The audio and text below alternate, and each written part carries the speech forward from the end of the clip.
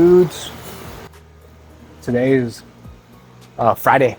This is the fourth week on testosterone replacement therapy. And I just wanted to give you guys a little update on the third week and the fourth week. I didn't upload an update on the things that I felt on the third week, so I'm going to go over them real quick. One of the main things that I noticed was my drive, my motivation, my emotional stability, and also the way that I recovered every time I did very strenuous workouts. One of the main things that really affected me when I was with low testosterone was the workouts, the amount of weight that I was able to put up, and not only that, the amount of time that it took to recover from the workouts. I mean, just on Mondays, I used to hit chest day, right, until I changed it because everybody hits chest day on Mondays.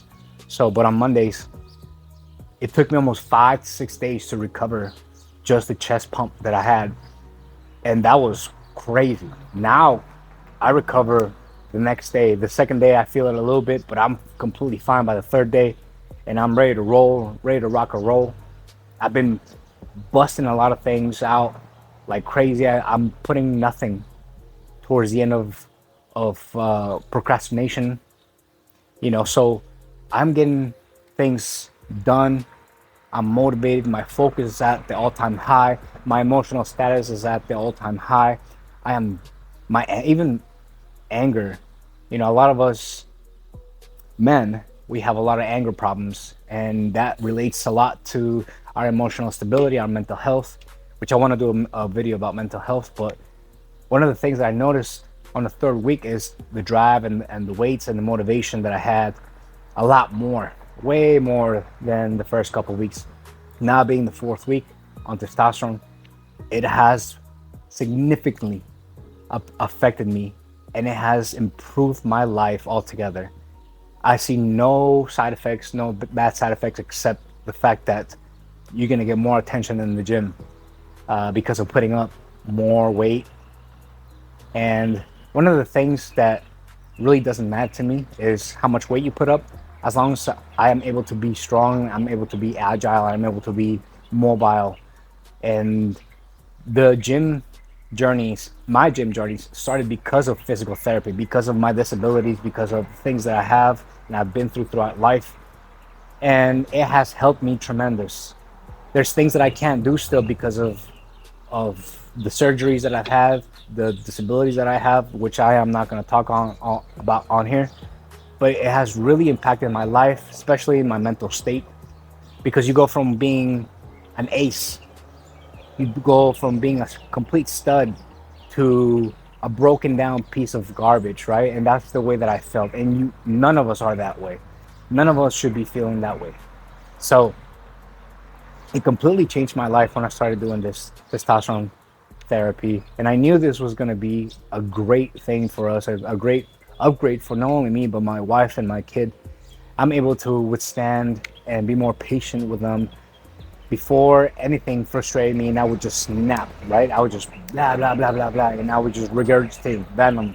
Because your tongue is a venomous thing, always. So always watch your tongue. Always watch how you say things, especially to those that love you, those that are trying to help you. Even if you find it annoying or frustrating, those people are in your life for a reason. So I want to talk about fasting too. You need to learn how to intake certain foods, certain protein, and when to stop your carbs throughout the day. That will benefit you immensely. I'm on a diet which is not diet, but it's a lifestyle now. It's an 18-hour fast. So I fast throughout the night and I stop eating 4 to 5 hours before I go to bed. And that has increased my time of sleep. That has increased my time of good REM and good recovery time. That also helps and recover the muscles and clean out your system, right? You want to clean out your blood instead of your body focusing on digesting your food, because a lot of people, they eat an hour before, they eat 2 hours before, and they're still digesting the food depending on what you eat. They carb load at the end of the night. And if you are not a power lifter, a bodybuilder, and you don't have that strict regimen, right, that's going to affect you completely, especially on your weight.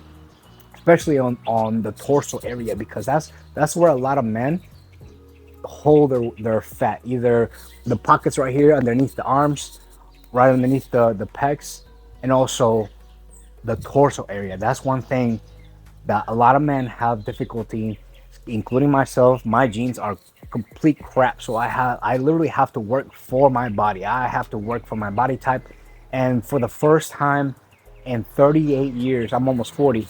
In 38 years, I am finally able to get the body that I want.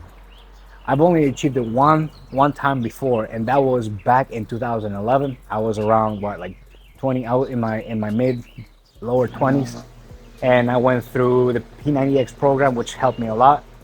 And I did 6 months of it straight. It completely shredded my body, but I was not able to maintain that because I started eating fast food. I started eating all this stuff, and I went back up in weight again, right? And that is completely horrible for you. It is bad for your health. You fluctuate your weight like that, it is completely bad for your health. A lot of people go into pre-diabetic conditions. That was me because of that. So when you fast, you stick to it. I'm going to talk about, and I'm put a lot of the things right now on here.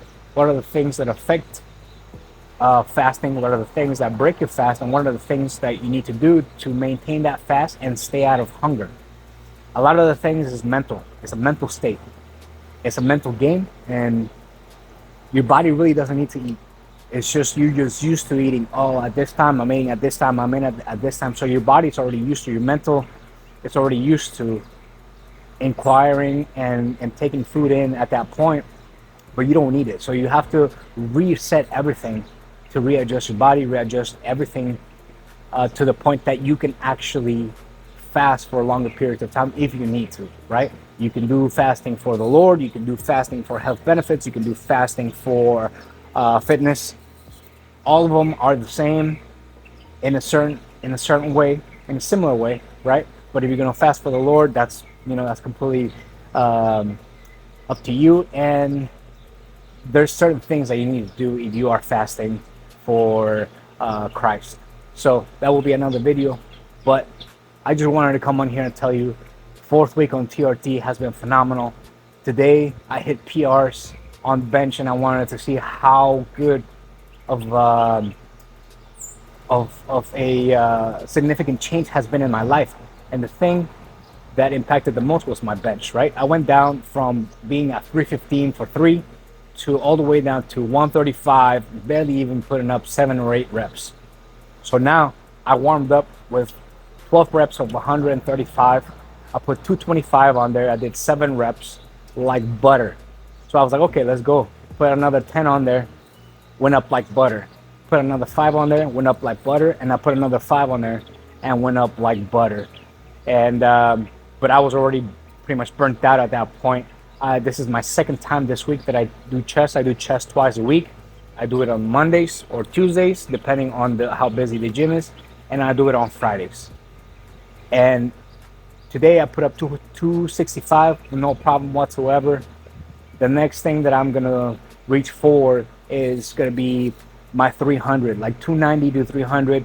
As soon as I start putting up 275 like butter, at least 6, 7 to 8 times, maybe 10 times, 10 reps, I know for a fact that I'll be able to put 290 and 300 down on the back like easy and get back up to the actual numbers that I was before I started losing all this stuff. One thing I also want to talk about, your stress level, your stress hormone, right? Your stress hormone impacts your cortisol, and then if your cortisol is impacted, that right there, not only does it take away years of your life, but it also affects your sleep. And if that affects your sleep, it also affects your blood, affects your body, affects your any type of system in your body that needs to purge out all that toxin throughout the night. And you don't get any REM.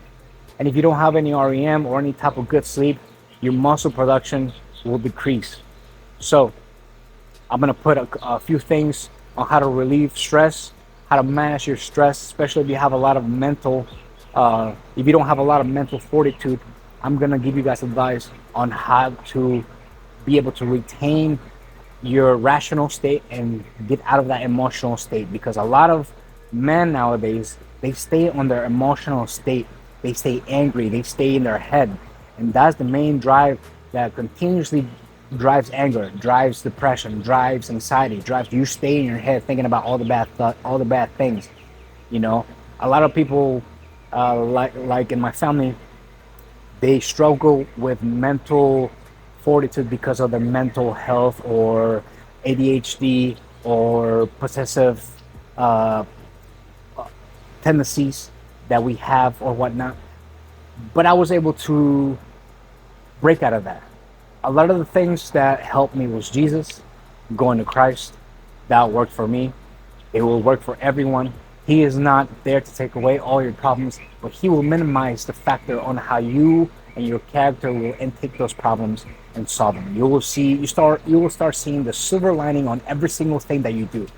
You will stop being in the negative and you will start being more in the positive. And if you are in the positive, everyone that studies that the law of attraction, right, which is also a fallen angel theory of knowledge that comes from the Lord, actually knows that if you stay in a positive state, if you stay in a positive mind, you stay in prayer, you stay talking to the Lord, man, your life will change drastically, significantly, to the point that not even a single bad thing, regardless whether it's small or big in your life, you'll be able to withstand it. You'll be able to go around it, hurdle it like nothing, and get back to what you need to do in life, which is love, right? And not only that, you have to love thy neighbor. You have to respect everyone that you come across because you don't know who you're going to run into later on in the future. You have to network everywhere you go. Everyone is going through something, and everyone needs somebody at some point. So be that somebody for someone, and always help out that person in need, even if they think that they don't need it. A little bit of advice, a little bit of positive of attitude spreads like a wildfire. So smile. And that's the last thing that I want to give to you guys. Fourth week on TRT was phenomenal. My life has improved. Amazing. They say that at week 6 is when you feel the full benefits of everything. So stay tuned for the week 5. And of course, guys, subscribe, like, and keep tuned with this channel. It's a young channel. It's a rookie channel. I understand that. I'm still trying to figure out when to post, how to get views, and I'm here to help people.